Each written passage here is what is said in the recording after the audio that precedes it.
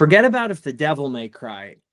Almost cried. I was a little scared watching the first episode of The Devil May Cry. Now, I'm half joking, but it was intense. It was intense. It was a really gritty anime show that I chose to watch in Japanese, Brian. I don't know what you did. I checked Wow.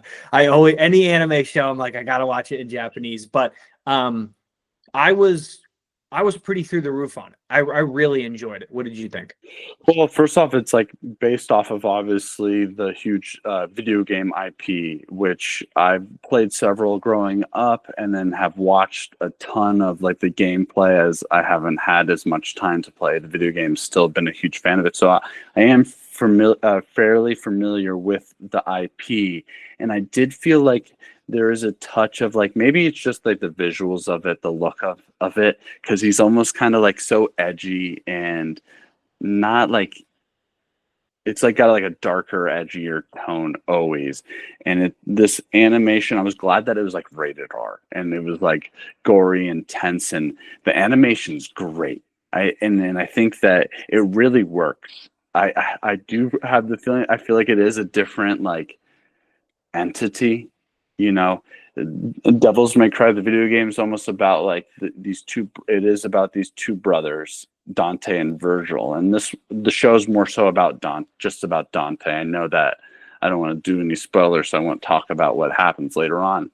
But I thought it was really exciting. I think it was really well done, and it's exciting to see Netflix do some like R-rated adult animation, not be afraid of doing it. When you watch this, you feel like it's like you're watching a movie with how the scenes are paced out. So it's really well done. It doesn't have traces of like amateurness to it. It's really well done. Do I think it's an exact representation of what the what Devil May Cry IP is?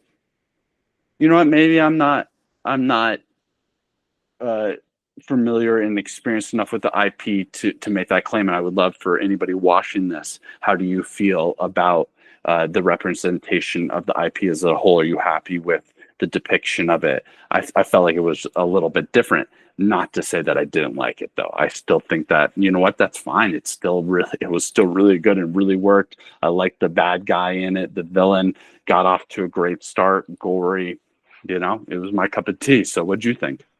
Yeah, I really liked it. I thought the animation was cool. I agree, and the pacing was excellent. Excellent. There was never a shot where I was like, oh, they're hanging on here for too long. Oh, they should have cut this out. It was really good. And I just did a little research on the studio that made it. So this is called Studio MIR. So let's just say MIR, just because I don't know what the proper pronunciation is. It was founded in 2010. It's a South Korean based out of Seoul. And they made X-Men 97. Oh wow. Boondocks season 4 and a Harley Quinn show season 3. Okay. So they are fairly new to this. And I always get really excited when a, let's say, smaller animation studio comes in and leads the way on a show like this or a new show that's come out. And yeah, I'm definitely gonna watch episode 2.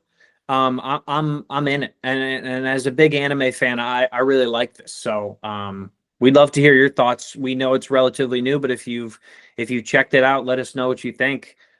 Because I certainly was high on it. All right. Well, that was another episode of the Blockbuster Brothers. We'll catch you next time. Thank you for watching.